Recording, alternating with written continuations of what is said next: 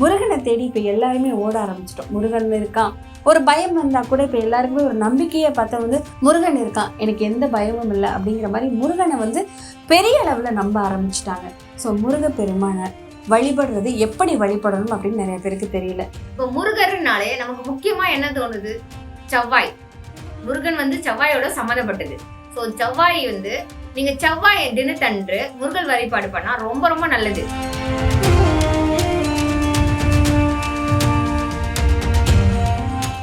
நம்ம கந்த சஷ்டி கவசத்தை டெய்லியும் படிச்சா போதும். செவ்வாய்க்கிழமை அன்னைக்கு நம்ம முருகர் கோயிலுக்கு சென்று அவர் முருகரை வழிபட வேணும். வாழைப்பழம் எல்லா வகையான பழங்களும் வைக்கலாம் முருகருக்கு. நம்ம குளிச்சுட்டு எல்லா வீடெல்லாம் கிளீன் பண்ணிட்டு செவ்வாய்க்கிழமை அன்னைக்கு வழிபாடு தொடர்ந்து பண்ணிட்டே வாங்க.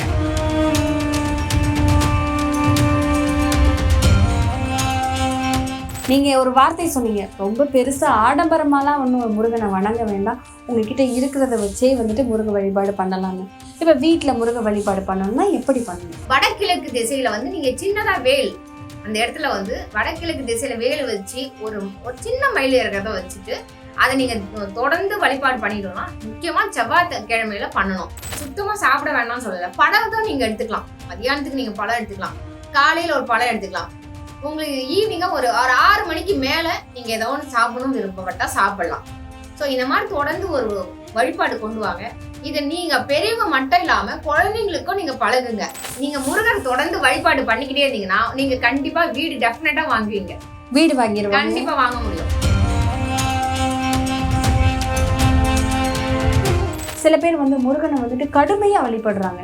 ஒரு பொழுது இருக்காங்க, ஃபுல் நேரம் சாப்பிட மாட்டாங்க. முருகனுக்கான விரதம் இந்த 6 நாட்கள் சஷ்டி விரதம் அப்படின்னு சொல்கிறாங்க. ஆனால் அது 7 நாட்கள், அந்த 7 நாட்களுமே ரொம்ப கடுமையான விரதமெல்லாம் இருக்கிறாங்க. இல்லை என்ன கேட்டால் கடுமையான விரதம் ரொம்ப கடுமையாக இருக்க வேண்டாம், வயிறு சுத்தமாக காஞ்சி இருக்கணும் அப்படின்னு நான் யூஸ்வலாக சொல்ல மாட்டேன்.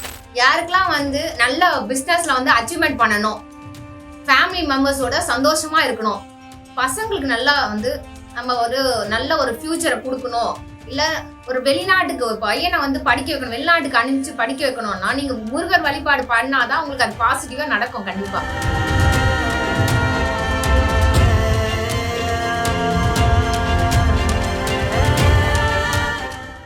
வணக்கம் மக்களே, இன்னைக்கு ஆன்மீக வேர்ல்ட் நிகழ்ச்சியில யாரை சந்திச்சு பேச போறோம்னா வேதிக் ஆஸ்ட்ரோ மாலதி. அவங்க கிட்ட நம்மளுக்கு தெரியாத நிறைய விஷயங்கள் கேட்டு தெரிஞ்சுக்கலாம் வாங்க. வணக்கம் மேம். வணக்கம் மேடம். இப்ப பார்த்தா எல்லா இடங்களிலுமே கந்த சஷ்டி விரதம் கடைபிடிக்கிறாங்க. முருகன் வழிபாட்டு முறை ரொம்ப பெரிய அளவுல முன்னெல்லாம் இப்ப இருக்கிற மாதிரி யாருமே கந்த சஷ்டி விரதம் கடைபிடிக்கல. இவ்வளவு மக்கள் முருகா அப்படின்னு சொல்லிட்டு போகல. முருகனை தேடி இப்ப எல்லாருமே ஓட ஆரம்பிச்சிட்டோம். முருகன் இருக்கான், ஒரு பயம் வந்தா கூட இப்ப எல்லாருக்குமே ஒரு நம்பிக்கையை பார்த்தா முருகன் இருக்கான், எனக்கு எந்த பயமும் இல்லை அப்படிங்கிற மாதிரி முருகனை பெரிய அளவுல நம்ப ஆரம்பிச்சிட்டாங்க. ஸோ முருகப்பெருமானை வழிபடுறது எப்படி வழிபடணும் அப்படின்னு நிறைய பேருக்கு தெரியல. முருகப்பெருமானை இப்படித்தான் வழிபடணும்னா எப்படி வழிபடணும்? முருகப்பெருமான் நம்ம எல்லாருமே வழிபடலாம். இந்த ராசிக்காரங்க வழிபடணும்னு இல்ல, எல்லா ராசிக்காரங்களும் முருகப்பெருமானை வழிபடலாம். இப்ப முருகர்னாலே நமக்கு முக்கியமா என்ன தோணுது? செவ்வாய். முருகன் செவ்வாயோட சம்மந்தப்பட்டது. ஸோ செவ்வாய் நீங்க செவ்வாய் தினத்தன்று முருகன் வழிபாடு பண்ணா ரொம்ப ரொம்ப நல்லது. ஸோ நம்ம கந்த சஷ்டி கவசத்தை டெய்லியும் படிச்சா போதும்.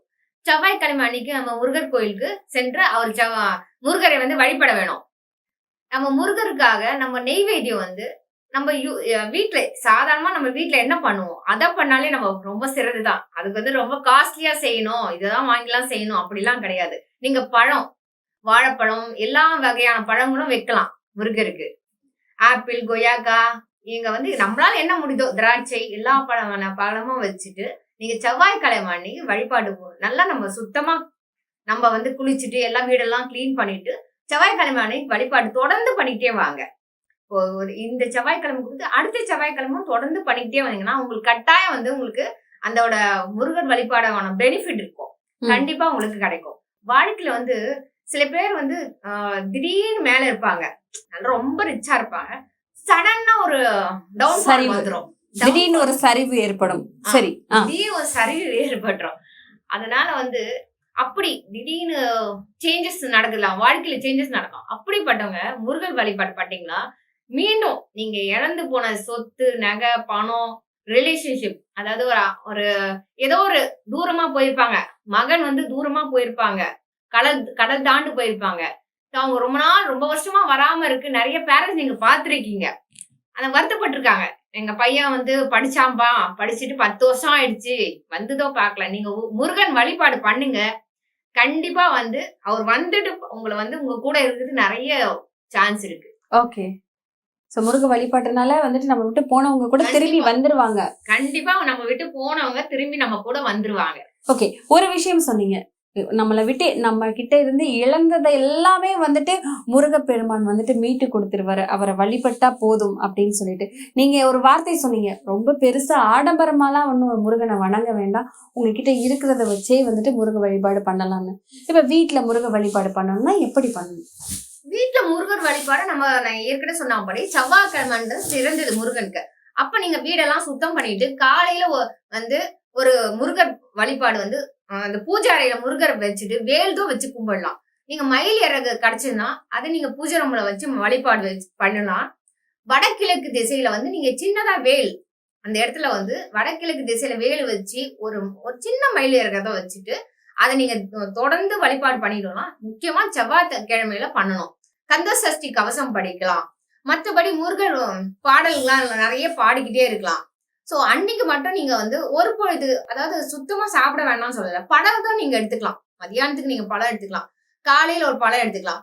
உங்களுக்கு ஈவினிங்கா ஒரு 6 மணிக்கு மேல நீங்க ஏதோ ஒன்று சாப்பிடணும் விருப்பப்பட்டா சாப்பிடலாம். சோ இந்த மாதிரி தொடர்ந்து ஒரு வழிபாடு கொண்டு வாங்க. இத நீங்க பெரியவங்க மட்டும் இல்லாம குழந்தைங்களுக்கும் நீங்க பழகுங்க. அப்பதான் வாழடி வாழ இந்த பழக்கம் வரும் உங்களுக்கு. சோ உங்களுக்கு வந்து முருகன் வழிபாடு இத நீ வீட்டுல வந்து சக்கரை பொங்கல் செய்யலாம். ஏன்னா பால முருகன்னால பால் பாயாசம், பாயாசம் அந்த மாதிரி எல்லாம் பாயச வகை, பால் வகையான பாயச வகையெல்லாம் பண்ணீங்கன்னா அந்த பால முருகருக்கு வந்து உகுந்தது சொல்லுவாங்க. சரி. சோ நீங்க இத பண்ணீங்கன்னா உங்க வீட்டுல ஐஸ்வர்யம் பெருகும். ஏன்னா பால், கற்கண்டு, சர்க்கரை, வெல்லம் இதெல்லாம் வந்து ஐஸ்வர்யத்தையும் நம்ம வந்து ஈர்க்கிறது.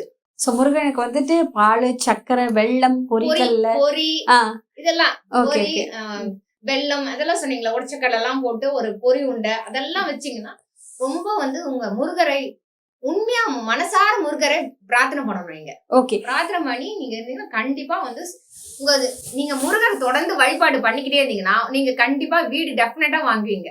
வீடு வாங்கிடுவாங்க, கண்டிப்பா வாங்க முடியும். சரி, சோரா வாங்குவீங்க. சரி, ஓகே. வீடு, நிலம், அது மாதிரி நம்ம தோட்டம், இந்த மாதிரி லேண்ட் சம்பந்தப்பட்டது எல்லாமே வந்து நமக்கு கை கூடு வரும். ஏன் அப்படி லேண்ட் சம்பந்தப்பட்டது வீடு எல்லாம் சொல்றேன்னா, முருகர்னாலே செவ்வாய்னா உங்களுக்கு லேண்டு, வீடு, பங்களா, அந்த மாதிரி காரு, வெஹிக்கல்லாம் அந்த வண்டி வாகனம் எல்லாமே வந்துரும் செவ்வாயில. சோ இதெல்லாம் சிறப்பா இருக்கும் உங்களுக்கு. அது மட்டும் இல்ல, நீங்க முருகரை வழிபட உங்களுக்கு புத்துணர்ச்சியா இருக்கும். உங்களோட வந்து எப்படி சொல்றேன்னா, முருகரை வழிபாடுனா உங்க உடம்புல இருக்க எல்லா அணுக்களும் வந்து செவ்வாய் சிறந்து இருக்கனால இந்த பிளட்வே உங்களுக்கு நல்ல ஒரு புத்துணர்ச்சியா இருக்கும். செவ்வாய்க்காரகன் முருகன்னா செவ்வாயில இருக்கு, செவ்வாய்க்காரகன். அப்ப உங்களுக்கு அது இன்க்ரீஸ் ஆச்சுன்னா பிளட் இருக்குல்ல, பிளட் சர்க்குலேஷன் அதிகமா இருக்கும், சுறுசுறுப்பா இருப்பீங்க. நீங்க சில பேரை பார்த்திருப்பீங்க, காலையில எப்படி பேசுறாங்க அதே எனர்ஜெட்டிக்கா வந்து நைட்டு படுக்க சொல்லையோ அதே எனர்ஜெட்டிக்கா பேசுவாங்க. நீங்க நிறைய பேர் பார்த்திருக்கலாம். யூஸ்வலா வந்து சில பேர் வந்து டவுன் ஆகணும் இல்லையா, காலையில ஒரு எனர்ஜி இருக்கும், ஈவினிங் ஆனா ஒரு எனர்ஜி ஆகும், திருப்பி நைட்டு வந்து ஃபுல்லா டவுன்ல இருக்கும். நீங்க வந்து முருகர் வழிபாடு பண்ணிக்கிட்டே இருங்க, கந்த சஷ்டி படிங்க, இந்த மாதிரி திருப்புகள் எல்லாம் படிச்சுக்கிட்டே இருங்க. முருகர் வழிபாட்டீங்கன்னா எனர்ஜி ஃப்ளோ அதிகமா இருக்கும். சரி, எனர்ஜி ஃப்ளோ அதிகமா இருக்கும், உங்களுக்கு ரொம்ப எனர்ஜெட்டிக்கா இருக்கும். ஒரு நம்ம எப்பவுமே ஒரு பாசிட்டிவ் எனர்ஜி நம்ம கிட்ட வந்தாலே எல்லாமே பாசிட்டிவா நடக்குமா நடக்காதா? கண்டிப்பா, கண்டிப்பா. சோ இதுதான் வந்து அது முருகர் வழிபாடுகளோட சீக்ரெட், பேக்ல இருக்க சீக்ரெட் தான். எல்லாரும் ஜென்ரலா முருகர் வழிபாடு பண்ணுங்கன்னு சொல்றாங்க, ஆனா அதுக்கு பின்னாடி வந்து இதுதான் இருக்குது. ஓகே. சோ முருகன் வழிபாடு நீங்க சொன்னீங்க. முருகனை வழிபட்டாவே நம்ம ரொம்ப புத்துணர்ச்சியா இருப்போம். நம்மளோட எனர்ஜி குறையவே குறையாது. எப்போ பார்த்தாலும் வந்துட்டு காலையில எப்படி இருக்குமோ அதே போலயே வந்துட்டு ஈவினிங் வரைக்குமே இருப்போம் அப்படிங்கிற ஒரு விஷயம் சொன்னீங்க. சில பேர் வந்து முருகனை வந்துட்டு கடுமையா வழிபடுறாங்க. ஒரு பொழுது இருக்காங்க, ஃபுல் நேரம் சாப்பிட மாட்டாங்க. முருகனுக்கான விரதம் இந்த 7, அதாவது 6 நாட்கள் சஷ்டி விரதம் அப்படின்னு சொல்றாங்க. ஆனா அது 7 நாட்கள். அந்த 7 நாட்களுமே ரொம்ப கடுமையான விரதம் எல்லாம் இருக்கிறாங்க. சோ இந்த கடுமையான விரதம் இருக்கிறதுனால என்ன பலன் கிடைக்கும்? இல்ல என்ன கேட்டா, கடுமையான விரதம் ரொம்ப கடுமையா இருக்க வேண்டாம். பழம்லாம் சாப்பிட்டுக்கலாம். பழம் சாப்பிட்டுக்கலாம், ஒரு பால் குடிச்சுக்கலாம். வயிறு சுத்தமா காஞ்சி இருக்கணும் அப்படின்னு நான் வந்து யூசுவலா நான் சொல்ல மாட்டேன். கடவுளை வழிபாடு பண்ணுங்க, கடவுளை ப்ரே பண்ணுங்க. நம்ம கடவுள் வந்து முருகர் பகவான் வந்து எல்லாத்துலயுமே இருக்காரு. எல்லா இடத்துலயுமே இருக்காரு. பிரபஞ்சத்துல ஃபுல்லாவே இருக்காரு. அதனால கடவுளை வந்து வழிபாடுங்க. உங்களுக்கு பிரபஞ்ச சக்தி கண்டிப்பா உங்களுக்கு பாசிட்டிவ் தான் கொடுக்கும். ஓகே. அதனால நீங்க முருகர் வழிபாடு தொடர்ந்து பண்ணிக்கிட்டே வாங்க. யாருக்கெல்லாம் வந்து நல்ல பிசினஸ்ல வந்து அச்சீவ்மெண்ட் பண்ணணும், ஃபேமிலி மெம்பர்ஸோட சந்தோஷமா இருக்கணும், பசங்களுக்கு நல்லா வந்து நம்ம ஒரு நல்ல ஒரு ஃபியூச்சரை கொடுக்கணும், இல்ல ஒரு வெளிநாட்டுக்கு ஒரு பையனை வந்து படிக்க வைக்கணும், வெளிநாட்டுக்கு அனுப்பிச்சு படிக்க வைக்கணும்னா நீங்க முருகர் வழிபாடு பண்ணாதான் உங்களுக்கு அது பாசிட்டிவா நடக்கும் கண்டிப்பா. சிறப்பு. சோ முருக வழிபாட்டுக்கு இவ்வளவு பவர் இருக்கு. சோ எல்லாருமே வந்துட்டு முருகனை தேடி வந்துட்டு சும்மா போகல, முருக வழிபாட்டுக்கு இவ்வளவு வலிமை இருக்கு, இவ்வளவு சக்தி இருக்கு அப்படிங்கறத ரொம்ப சிறப்பா சொல்லியிருக்கீங்க. நோய் நொடி வராம இருக்கும் மேடம். முருகர் வழிபாடு பண்ணிக்கிட்டு இருந்தா என்ன நோய் நொடியும் வராம இருக்கும். ஓ சிறப்பு. ஒரு முக்கியமா வந்து பிளட் சார்ந்த பிரச்சனைகளை வராது. ஓகே. முருகர் வந்து செவ்வாய்க்காரகனால உங்களுக்கு பிளட் சார்ந்த பிரச்சனைகள் வராது. ஹை பிபி இதெல்லாம் ரெடியூஸ் ஆகும். ஹை பிபினா blood pressure, high blood pressure அதெல்லாம் உங்களுக்கு அப்படியே காம் டவுன் ஆகும், நியூட்ரல் ஆயிடும் கண்டிப்பா. ஓகே சிறப்பு. சோ முருக வழிபாட்டுக்கு இவ்வளவு சக்தி இருக்கு. முருகனை வழிபடுறவங்கள முருகன் கை விடவே மாட்டான். முருகன் எப்பவுமே உங்க கூடயே இருப்பாரு.